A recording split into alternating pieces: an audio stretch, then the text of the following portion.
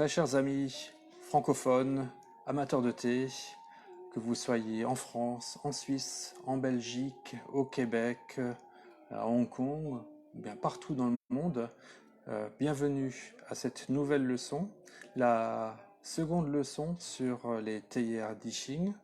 Et je vous invite à aller voir la première si vous ne l'avez pas encore vue sur ma chaîne YouTube. Je l'avais faite la semaine dernière en français et en anglais. Donc nous voici maintenant dans la deuxième leçon. On va aller un petit peu plus en profondeur, un petit peu comme les mineurs qui cherchent la bonne glaise d'I Ching. Maintenant, pour la trouver, il faut aller de plus en plus profond. Donc, pareillement, pour comprendre la beauté et surtout euh, la, la bonne utilité de ces théières d'I Ching pour le thé, nous allons un petit peu plus en profondeur et parler de ce qui importe le plus pour ces théières, c'est bien sûr leur glaise. Alors, l'origine des glaises, au départ, vraiment, il faut savoir que, comme n'importe quelle glaise, hein, c'est un produit du sol. On avait vu la semaine dernière que le Yangtze charriait des minéraux de toute la Chine et que ces minéraux se déversent donc au delta à Yixing et se sont accumulés sur des millions d'années pour former cette terre très particulière et qui est vraiment unique en Chine. Et parce qu'elle est très plastique et elle est également pleine de très bons minéraux. Et il y a différentes euh, terres, même à Yixing, ça qui est assez fascinant, puisqu'on trouve les terres Zhuni et Rongni, donc des terres qui deviennent rouges, mais en fait qui sont jaunes au départ, avant d'être cuites. Il y a la terre Luni, verte, et la terre Zeni, pourpre, qui est surtout celle qui a donné le nom aux terres Zesha. Alors, donc, au départ, vraiment, la glaise, ça vient toujours d'une mine en particulier. Euh, et pour l'identifier, on va également essayer d'identifier à quelle hauteur, bien à quelle profondeur elle a été extraite. Hein. Selon les profondeurs, on aura des compositions différentes de terre. Hein, sur la même mine, si on est à 10 mètres, 12 mètres, 14 mètres, forcément, plus on descend, plus on remonte dans le temps, et donc la composition chimique de la glaise va toujours varier un petit peu. Par exemple, hop, Di Caoqing, euh, dans le caractère chinois Di, en fait c'est profond, donc ça c'est une terre zeni particulière qui a été forée qui est plus profondément que les autres. Voilà, par exemple. Alors, euh, cette terre, à quoi est-ce qu'elle ressemble, cette terre d'Iching? En fait, en mai 2015, vous pouvez retourner sur mon blog, T Masters Blog, et vous trouverez une conférence que T Parker avait donnée au Penn State University et à leur Tea Institute. Et il avait pu leur apporter une collection de 19 glaises, enfin 19 pierres d'origine différente à Yixing. Et j'avais pris des photos de plusieurs d'entre elles que vous pouvez donc voir sur le blog. Ça vous donnera un petit peu une idée de à quoi ressemblent ces pierres. Alors, elles ne ressemblent pas à ça, donc ça c'est un galet qu'on trouve sur la plage, bien poli, bien dur, bien rond. Mais la glaise d'Iching est assez différente. Elle est beaucoup plus friable. Donc déjà, on la prend dans la main et elle commence déjà un peu à se décomposer. On a des traces de poussière sur les doigts. Donc c'est une pierre, des minéraux qui s'effritent assez facilement, surtout pour les théières, enfin surtout pour les glaises euh, Hongni et Juni. Donc au départ elles sont d'aspect jaunâtre. C'est seulement à la cuisson qu'elles deviennent rouges. Et donc au départ, très vite, elle se décompose. Et ce qui est intéressant avec, par exemple avec cette théière Juni, c'est quand je touche l'intérieur de la théière, ça me rappelle beaucoup euh, ces pierres au toucher. Sauf que là, c'est beaucoup moins friable parce que ça a été transformé et ça a été cuit. Donc maintenant, il est normal qu'il n'y ait pas que ça ne se décompose pas aussi facilement. Mais au niveau du toucher, il y a de grandes ressemblances. Euh, la, donc c'est vraiment très très très très doux. Euh, alors à propos de cette douceur, euh, euh, on peut également revenir dans un deuxième point sur la transformation, parce que c'est pas tout d'avoir les pierres extraites du sol, euh, même si elles se décomposent facilement, c'est pas encore assez travaillé pour pouvoir en faire des théières. Il faut encore les transformer. Et la transformation, en fait, ça se passe un peu partout dans le monde pour les potiers. Il s'agit d'abord de concasser, de réduire en poudre toutes ces pierres.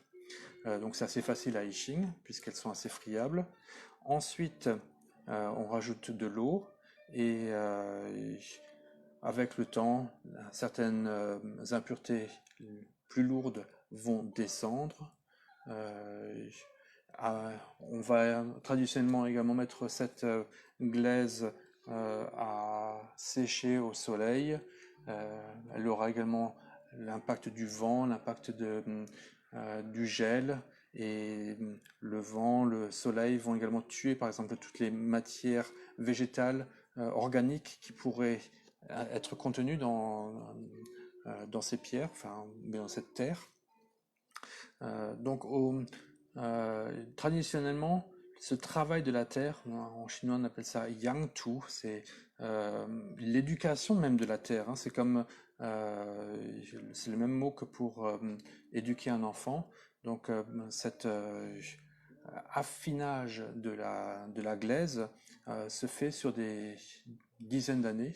Et autrefois, cette terre était vraiment ce qui était de plus précieux et elle était transmise de père en fils, hein.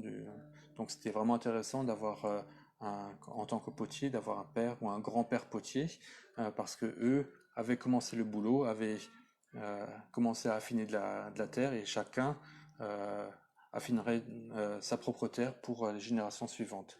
Alors malheureusement, toutes ces choses-là se sont perdues durant la révolution culturelle sous Mao, et avec le progrès, les méthodes modernes, il y a d'autres manières de transformer la, la matière première de d'Iching en glaise. Ça se fait maintenant beaucoup plus rapidement, ce concassage, ce mixage, ce filtrage et euh, euh, cet assemblage également.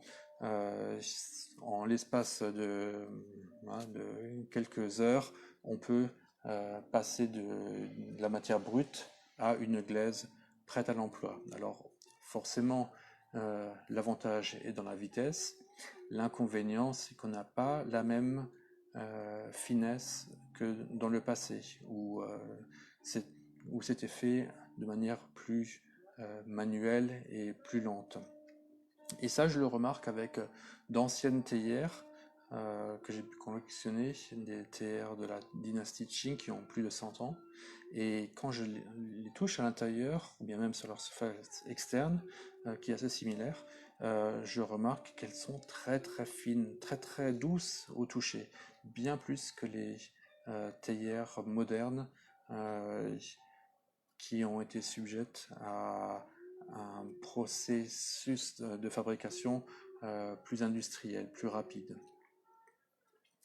Euh, voilà. Qu'est-ce qu'on pourrait encore dire? Euh, donc euh, ça c'est un petit peu la sauce interne de la fabrication des théières. En fait, la partie la plus secrète, c'est la partie de la fabrication de la glaise. Parce que euh, c'est maintenant travail assez technique de fabriquer une théière. La personne qui fabrique la théière n'est pas forcément la même qui produit la glaise.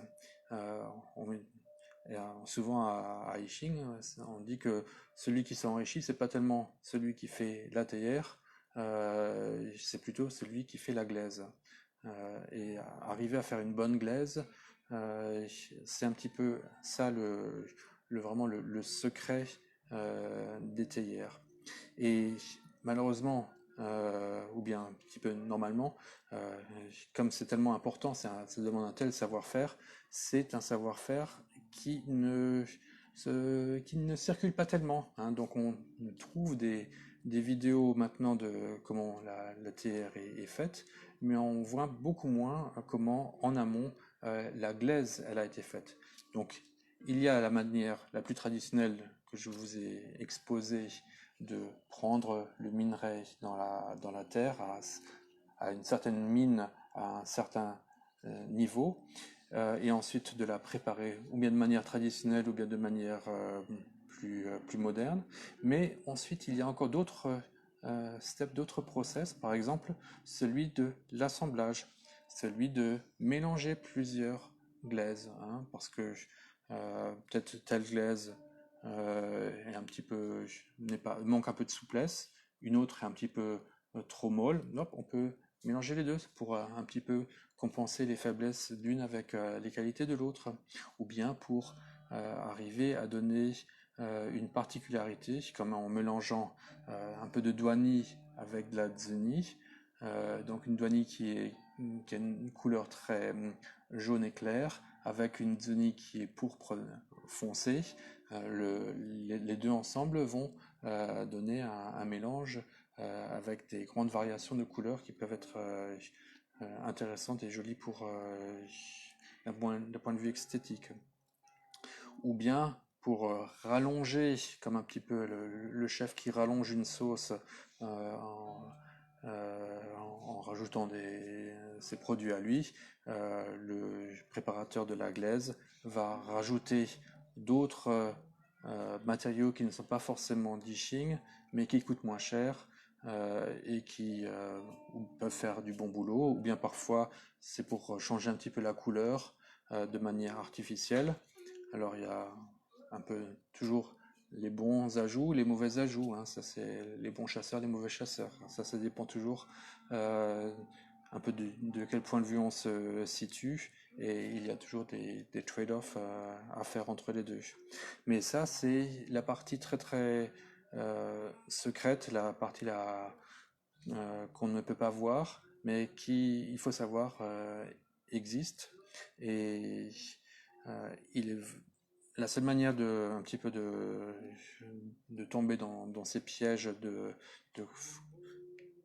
c'est de connaître beaucoup de théières pour afin de mieux reconnaître qu'est-ce qui est une vraie théière d'Ishing et c'est quoi une théière d'Ishing d'une glaise de moins bonne qualité.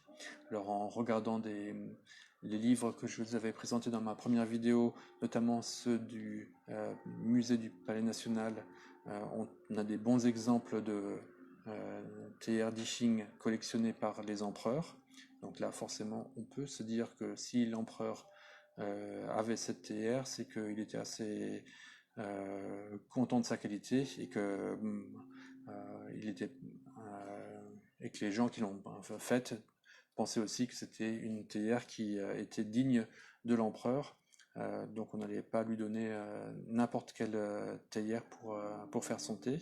Donc là, on peut être assez certain que la qualité de la glaise est bonne et c'est une bonne indication sur le type de couleur naturelle ou de texture naturelle pour une théière. Donc quelques petits trucs. Euh, donc pour la différence entre une Juni et une Zeni, en fait la Juni et la Zeni, au niveau de la glaise, c'est la même couleur. La différence, c'est que la Juni va être en fait plus fine encore. Son grain sera plus fin et cela va donc lui permettre d'avoir moins de porosité qu'une théière Rongni. C'est pour ça qu'une bonne Juni, là, quand je le sens à l'intérieur, c'est vraiment très très fin, très très doux. La théière Luni, donc verte, elle va être beaucoup plus granulaire et c'est celle qui va nous donner les théières Duanni. Donc elle est verte au départ, mais avec la cuisson, elle va devenir plutôt jaune, un peu brunâtre. Là, j'ai un petit exemple de théière Duanni. Et on voit le gras de euh, du corps de cette théière. Hein. Il y a plein de couleurs différentes. Il y a plein de petites taches noires, de petites taches jaune clair, des jaune foncé. Donc là c'est vraiment très très crédible que c'est une Duanni parce que elle n'est pas simplement jaune et elle n'a pas un aspect jaune artificiel et très brillant, très flashy. Là c'est un, un jaunâtre presque brun et avec plein d'impuretés qui en fait sont comment la glaise Luni au départ est composée. Bon, là, une glaise Zoni avec un petit peu de Douani. Hein. Vous la trouverez dans ma sélection par exemple. Vous pourrez la voir d'un peu plus près, plus nettement. Voilà. Alors, donc une fois qu'on a la glaise, les théières de Dishing, comment est-ce qu'elles sont fabriquées? Alors, elles sont fabriquées un petit peu. En fait, on aplatit d'abord la glaise et on en fait pratiquement des feuilles. Et cette feuille, on va ensuite la former de forme ronde, hein, comme la plupart des théières que nous voyons, elles sont de forme ronde. Donc on va faire se joindre les deux bouts de la feuille de la glaise et on va travailler cette forme pour l'arrondir. C'est pourquoi on remarque souvent une jonction au niveau de l'anse. Là. Alors, c'est surtout, on le sent surtout dans les anciennes théières. Celle-là, on le voit pas tellement, je le sens pas tellement au doigt. Ah, ici, par contre, je le sens bien. Et la jonction entre les deux côtés de la feuille de glaise. Là, avec le doigt, toucher, c'est pratiquement toujours du côté là où il y a la lance. Parfois, ça peut arriver du côté du bec, mais jamais sur les côtés. C'est très rarement au bec et pratiquement tout le temps au niveau de l'anse qu'on sent cette jonction entre les deux feuilles. Et donc, dans le temps, les potiers, quand c'était à l'intérieur, ils s'en foutaient complètement. Ils n'en faisaient rien du tout. C'est juste à l'extérieur qu'ils faisaient de telle sorte qu'on ne remarque pas cette jonction. Et au siècle dernier, à un moment, les potiers se sont dit, tiens, ça serait peut-être un peu plus sympa si à l'intérieur également c'était bien, bien fait. Donc ils se sont mis à l'aplatir à l'intérieur aussi. Puis maintenant, c'est revenu de nouveau à la mode de laisser cette jonction pour montrer que c'est fait à la main et que c'est un petit peu plus fait de manière traditionnelle. Voilà. Et donc, ensuite, là, le couvercle aussi, c'est une feuille. Et puis, la lance, ça va être un bout de glaise qu'on travaille et qu'on attache. Pareil pour le bec et, et pour le fond. Par contre, donc ça c'est la manière de faire pour les théières d'Iching. Par contre, pour les théières de Shanto, qui ressemblent tout à fait, celles-là en fait, elles sont tournées sur un tour. Donc à l'intérieur, il n'y aura pas d'endroit de jonction. C'est euh, donc comme c'est tourné sur un tour, c'est également rond. Hein. C'est pour ça que les formes rondes sont tellement appréciées également euh, pour faire des théières sur un tour. On voit les traces de tour dans la théière, mais donc il n'y a pas de jonction. Et une fois que c'est coupé, on rajoute le bec euh, et l'anse. Et on fait un petit, euh, un petit couvercle en plus. Euh, Pareil que pour les théières d'Iching. Il y a une troisième manière de faire des théières. En fait, c'est de les faire un petit peu comme avec une pâte Playmobil. Ça, c'en est une que j'ai faite moi-même à la main. Donc, vous recevez votre pâte et avec le pouce, en fait, vous commencez à creuser, creuser, creuser pour obtenir la forme que vous voulez. Et puis, un petit peu comme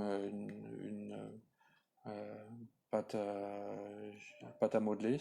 Ensuite, vous modelez votre anse et un bec, vous rajoutez. Euh, et donc ça, c'est la manière niée, la manière faite au doigt, hein, sans tour et sans vraiment d'instrument. Euh, donc elle n'a pas été aplatie, elle a été ouverte, hein. C'est pour ça qu'on voit un petit peu des traces d'expansion. Parce que forcément, c'était la première théière que j'ai faite, une des seules aussi. Donc je ne sais pas très bien la faire, pour ça qu'elle n'est pas très jolie. Mais c'est une troisième méthode de fabrication de théière. Donc la particularité aussi des théières d'Iching, c'est la euh, finesse de leurs grains, de leur glaise. Cela se voit vraiment dans la finesse des éléments qu'on peut trouver sur une théière hop, hop, hop, par rapport à des glaises qu'on trouve ailleurs. Ça, c'est une théière faite avec une glaise française à la borne, faite par David Louveau. Mais on voit donc assez rapidement que ce n'est pas une glaise d'Iching. Elle est plus poreuse et donc elle n'a pas la même concentration, la même structure aussi concentrée qu'une théière d'Iching. Et j'ai également une théière faite à Taïwan, avec une terre un peu plus locale. Donc de nouveau une terre, on voit assez grossière, qui ne permet pas de faire beaucoup dans la finesse. Donc les parois sont plus épaisses. Et celle-ci, elle a été piquée, piquée, piquée pour lui donner un aspect de porosité. Ça fait un peu penser à Sanru, à ces... comment on appelle ça dans la mer? Les coraux, hein, des coraux dans la mer. Voilà. Mais donc, aussi une terre plus locale qui n'est pas d'Iching et qui a qui est plus grossière en fait, hein, moins, euh, moins compacte. Donc elle va absorber plus les arômes et avec des thés très légers, on n'aura pas de rendu aussi précis et aussi intense qu'avec une théière d'Iching. Bon, je commence à avoir soif. Je passe donc en mode dégustation et en mode pratique pour de nouveau vous montrer comment ça marche. Parce que c'est quand même la partie la plus intéressante pour moi de pouvoir non seulement vous présenter les thés à Dishing, mais également boire du thé en même temps. Un concept qui commence à faire son chemin, vu que cette semaine j'ai été contacté par un professeur de philosophie de l'université d'Oxford qui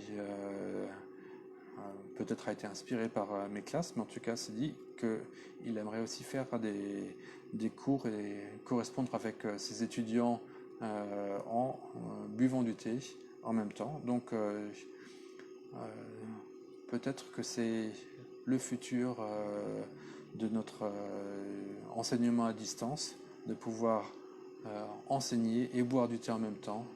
Un thé qui permet d'être relax, d'avoir une voix qui ne commence pas trop à dessécher.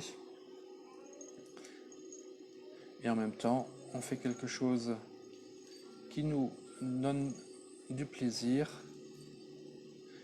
et qui a une certaine classe. Voilà. Alors, en parlant de classe, le thé, ça va être le même que ce matin, comme il était très très bon. C'est mon oolong de Fushoshan. À Taïwan, c'est aussi connu comme le thé du président, car cette ferme de Fushoshan, un petit peu en hauteur de Lishan, elle a été un petit peu une résidence de Chiang Kai-shek, et cette ferme donc appartient à des membres du parti nationaliste, qui était donc le parti de Chiang Kai-shek, et pendant très longtemps, d'ailleurs ça continue, cette ferme est fournisseur de houlong de haute montagne pour le palais présidentiel, et que ce soit les nationalistes ou bien les indépendantistes au pouvoir, ils aiment bien boire du houlong de haute montagne de cette ferme, car c'est une des plus prestigieuses et ces plantations sont très très bien gérées. Il y a également des arbres fruitiers, des fleurs à proximité, donc une belle biodiversité. Et ça donne vraiment du très très bon thé. Maintenant, ils ont même parcellisé un petit peu leur production. Ils ont fait ils ont dédié une plantation, celle de Tianche, pour lui donner un nouveau nom. Au lieu de mettre tout ensemble, ils ont fait maintenant Fushoshan d'un côté et Tianche de l'autre, parce que cette plantation de Tianche, elle est un petit peu orientée différemment. Et donc elle va avoir des caractéristiques encore un petit peu différentes que les autres plantations du reste de Fushoshan, qui sont notamment connues pour leurs ventilateurs, un petit peu comme des plantations de thé japonais. Elles ont des grands ventilateurs, mais qui là-bas aident surtout à disperser le froid au printemps, quand il peut faire moins de 0 degré, pour ne pas endommager les théiers. Ces ventilateurs permettent d'enlever ce froid. Ok. Alors, on va, comme d'habitude, préchauffer l'extérieur, puis l'intérieur.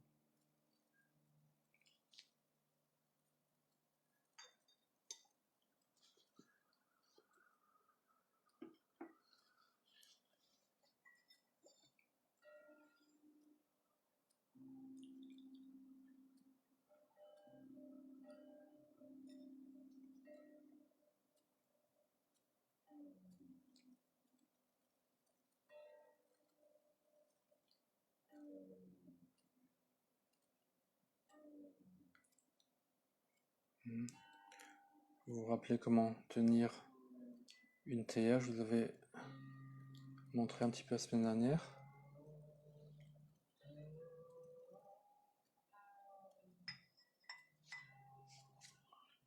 On a chauffé. L'important pour le houlong de haute montagne, c'est vraiment d'arriver à ouvrir les feuilles qui sont très grandes et roulées. Et donc ça demande une bonne température, et c'est là aussi où intervient la terre, la terre Zesha, ou bien Johnny ici en particulier, c'est qu'elle garde bien la température et elle va donc mieux ouvrir les feuilles qu'une porcelaine.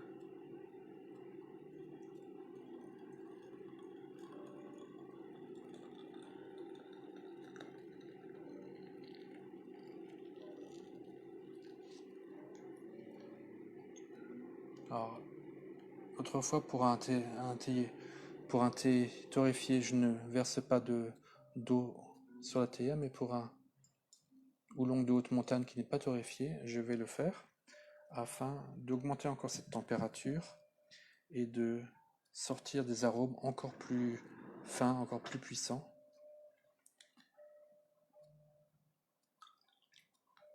Je vois que le niveau de l'eau a déjà baissé ici, c'est un bon signe.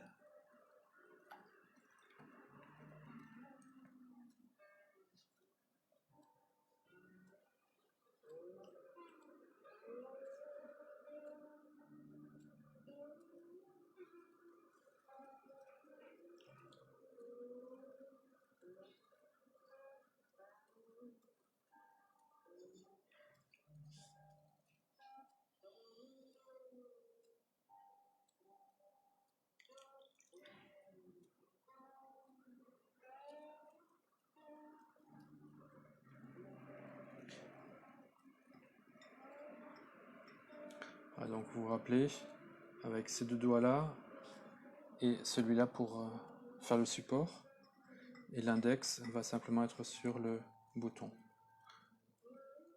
Je verse là.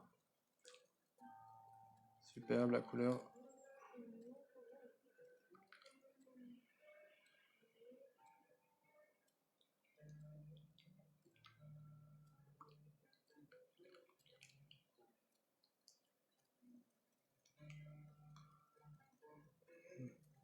Alors parfois quand on remarque que le flux est un petit peu arrêté et qu'il y a un petit peu quelque chose qui obstrue, on peut reculer un petit peu la théière ainsi pour désengorger la, le flot et lui permettre au thé de s'écouler plus facilement de nouveau.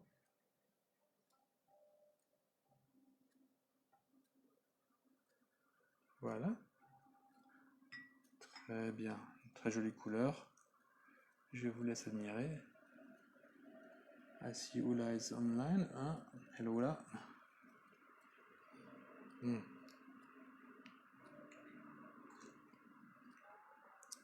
C'est vraiment bien chaud.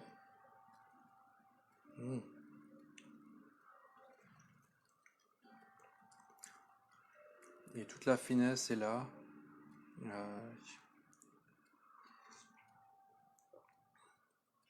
C'est à la fois léger et puissant. C'est ça vraiment ce paradoxe du thé de haute montagne, de très très haute montagne.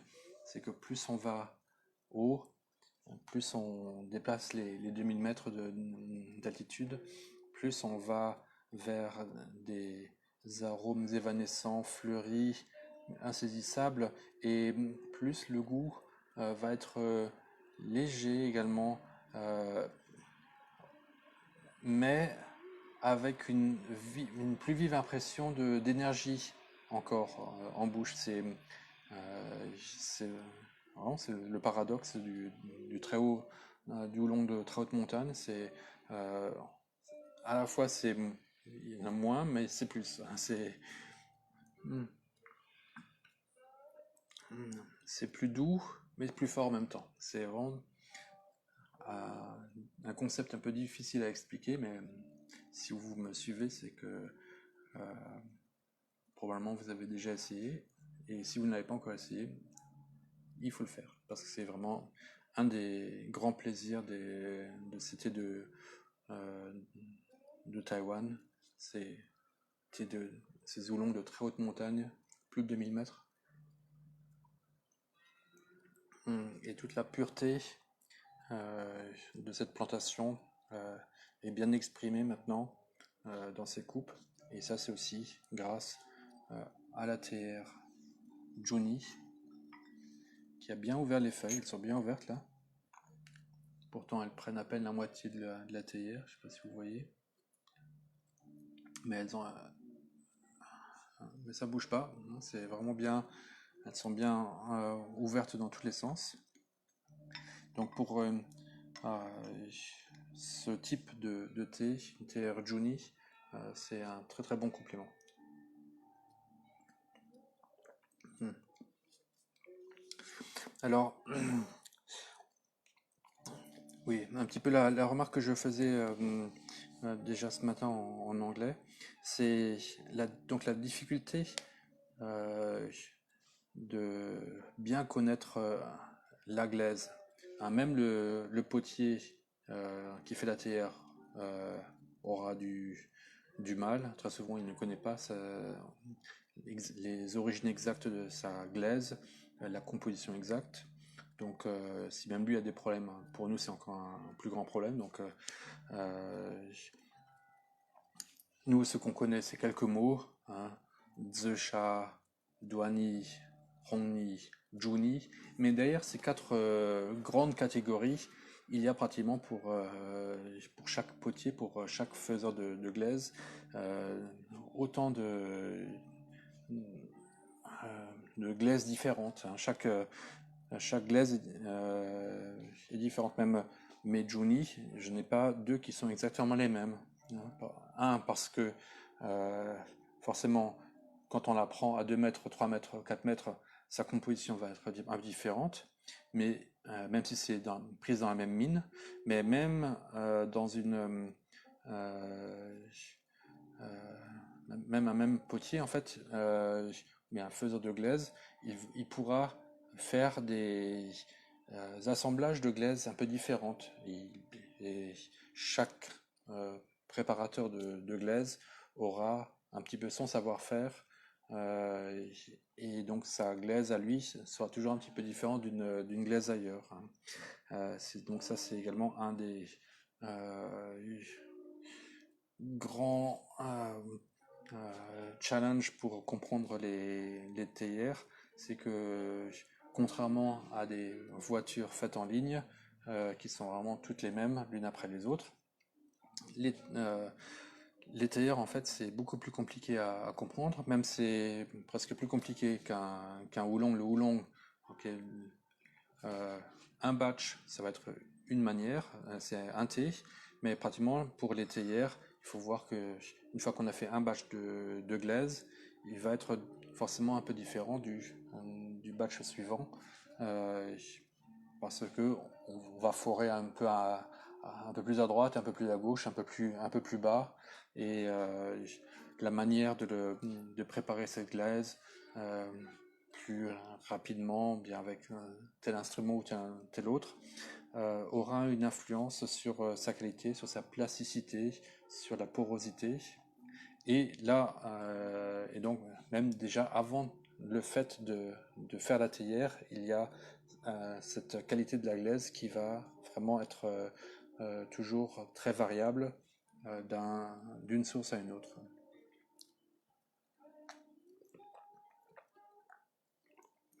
C'est pour ça, vraiment la manière la plus objective, c'est vraiment de chaque fois de tester euh, la nouvelle théière qu'on a avec différents thés pour voir, tiens, au fait, quel type de thé va le mieux avec tel type de théière. Alors, forcément, avec l'expérience, on remarque quand même au toucher, tiens, et à la couleur, tiens, voilà une douanie. Je sais qu'une douanie, c'est pas ce qui va le mieux avec un thé de haute montagne. Ça marche beaucoup mieux avec un Yencha ou bien avec euh, un oolong torréfié. Aussi, avec le toucher, on apprend à connaître déjà le degré de dureté de la théière, sa porosité, hein. Au regard, on peut voir si sa couleur, si sa texture, si sa composition est naturelle ou bien si elle a été très très raffinée. Et ensuite, pour la cuisson de la théière, Maintenant, ça se fait surtout au gaz ou bien à l'électrique, ce qui est plus stable que le bois auparavant. On peut entendre ce bruit-là, hein. S'il est-il haut perché ou bas perché? Là, c'est quand même plus c'est haut, plus ça dénote une théière, une glaise sous tension. Et la tension, donc, c'est de la fermeté, donc moins de porosité. Par exemple, la théière de la borne, elle a un son beaucoup plus fermé, beaucoup plus grave. Donc, c'est plus poreux. Pareil pour cette théière taïwanaise. Voilà. Alors que la théière Rongni.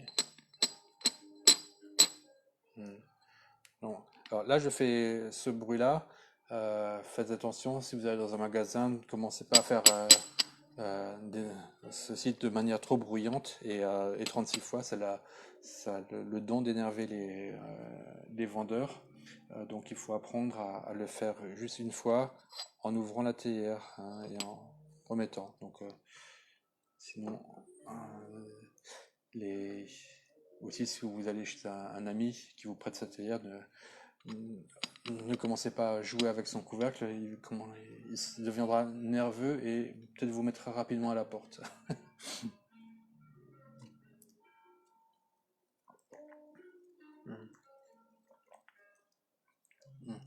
Et autre chose, je ne sais pas si vous avez remarqué, pour bien tenir une théière, hein, toujours à deux mains, hein, une main, pour bien être certain de ne pas la laisser tomber. Donc quand on prend une théière, on la prend à deux mains, et quand on la donne à quelqu'un, on regarde la personne dans les yeux, et c'est seulement quand il est OK qu'il fait un signe qu'il a la théière, qu'on peut la lui laisser.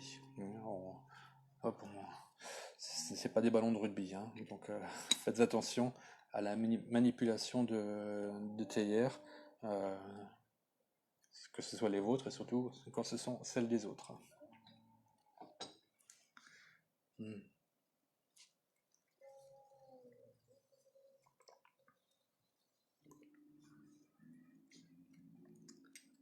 Voilà, je vais faire encore une deuxième petite infusion. Elle était vraiment très bonne celle-là.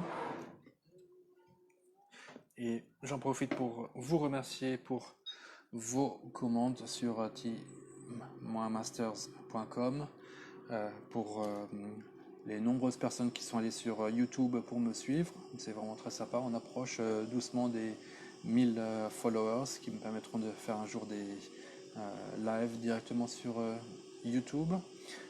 Merci également pour me suivre sur Instagram et sur Facebook, et bien sûr sur le blog. Bon, un blog que je néglige un petit peu ces derniers temps vu que je prépare ces vidéos. Et... Mais c'est un petit peu plus rigolo de changer un petit peu de format, afin de toucher des gens. Encore cette semaine, des gens me disaient tiens, je ne connaissais pas ton blog, mais avec YouTube, j'ai découvert tes vidéos et je te remercie de les faire. Donc ça me motive également de refaire cette vidéo en français, même si j'ai pu voir quand même que les vidéos en français sur YouTube, elles ont la moitié moins de vues que les vidéos en anglais. Euh, alors forcément, c'est un petit peu normal. Les francophones sont un peu moins nombreux dans le monde à boire du thé. Mais et nul n'est prophète en son pays. Euh, mais bon, alors, et c'est un petit peu dommage parce que je crois que je suis un peu plus clair en français qu'en anglais.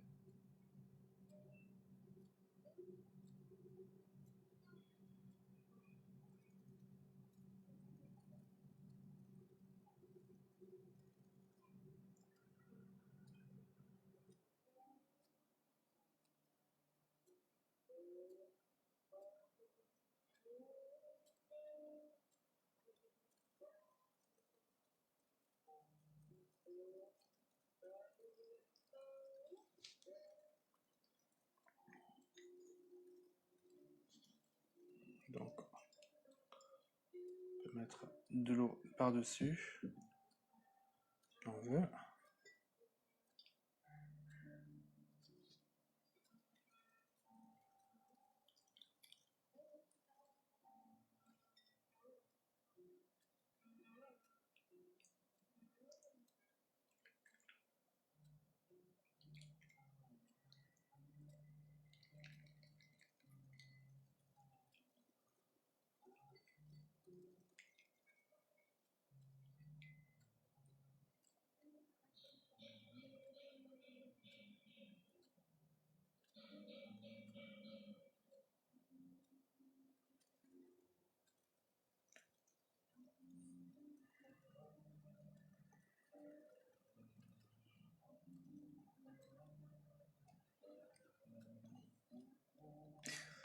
Voilà, alors encore un petit point que je ne vous ai pas encore, dont je vous ai pas encore parlé, c'est à part la forme, hein, on dit que le plus important dans une théière, c'est d'abord la glaise, ensuite sa forme, puisqu'une forme ronde va bien correspondre à au houlon roulé pour qu'il s'ouvre, une forme plus plate correspondra plutôt à des feuilles plates, et ensuite, ce qui est en fait le plus important dans une théière, on va prendre une théière un peu moins chaude, hein, parce que là, celle-là, elle est vraiment très très chaude maintenant après avoir été utilisée pour l'infusion. Voilà, qu'est-ce qu'on va prendre? Non, on va prendre celle-là. Ce qui importe vraiment le plus, et c'est pour ça que je vous présente toujours les théières comme ça sur ma boutique, en plus de la forme, c'est ces 3 points.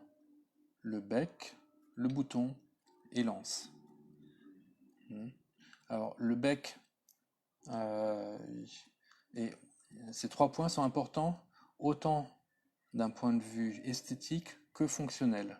Alors, le bec, d'un point de vue fonctionnel, il s'agit d'être de plus en plus concentré pour faire un joli flot euh, facile à orienter vers les tasses, ainsi que, comment dire, un flot qui soit euh, plus ou moins rapide selon aussi le thé qu'on veut faire. Si on veut des thés plutôt très fragrants, très parfumés, on voudra un flot assez rapide. Si on veut surtout de la longueur en bouche, le flot pourra être plus lent, plus petit. Et donc, ces 3 points doivent toujours être un petit peu en harmonie avec le reste. Alors, ici, déjà le point du bec, il a une très joliment courbée. Et un petit peu, on a l'impression que ça continue, que ça remonte par l'anse et que ça revient. Donc il y a une espèce de va-et-vient entre le bec et l'anse qui est assez joli. L'anse, de son côté, euh, sa beauté, c'est un petit peu comme le reste de la théière. Il y a un côté très, très humain. Ici, ça ressemble à une oreille. Et d'un point de vue fonctionnel, l'anse, donc elle est faite pour être tenue comme ça, hein. Voilà, comme ça. Et donc, on verra, il y a des petits trucs dans l'anse. Si l'anse en haut est plus épaisse qu'en bas, ça sera plus simple à tenir parce que l'épaisseur, la plus grande largeur en haut, elle permet d'arrêter un petit peu les, les doigts de glisser vers le haut, hein. Et quand c'est plus fin en bas, donc ceci plus simple à tenir. Voilà, donc il faut que l'anse, hein, soit jolie et qu'elle soit également fonctionnelle à tenir, plus simple à tenir. Et quant au bouton, on veut également un bouton qui soit simple à utiliser, qu'il soit un petit peu surélevé pour ne pas que nos doigts touchent le couvercle qui va être très très chaud pendant qu'on utilise la théière, et que sa forme soit en harmonie avec le reste de la théière. Et là, c'est un très bon exemple de bouton dont la forme a été vraiment bien pensée pour être en harmonie avec la théière un peu plus plate. Et là, le fait que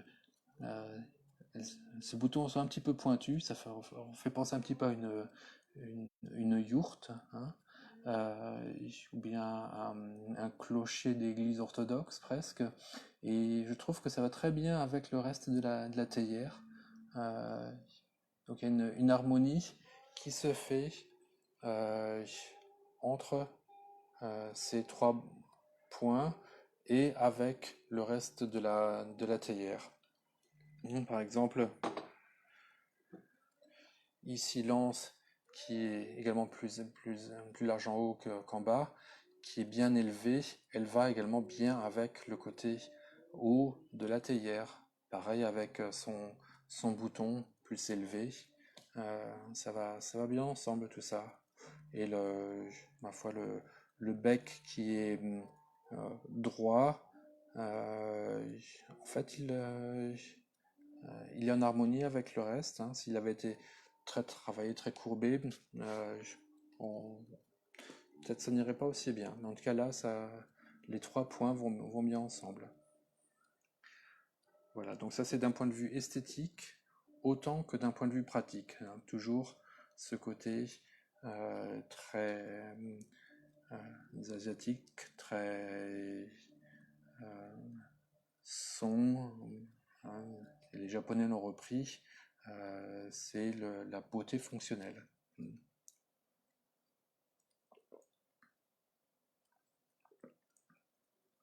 Mm. Très bon. Voilà, j'espère que cette seconde leçon sur la TR Dishing vous a plu. N'oublions pas que une TR, c'est vraiment un instrument au service du thé, l'important restant le thé, mais la théière est ce qui nous permet de magnifier, de encore sortir plus d'arômes de notre thé, et c'est pour ça que aussi que nous aimons la TR.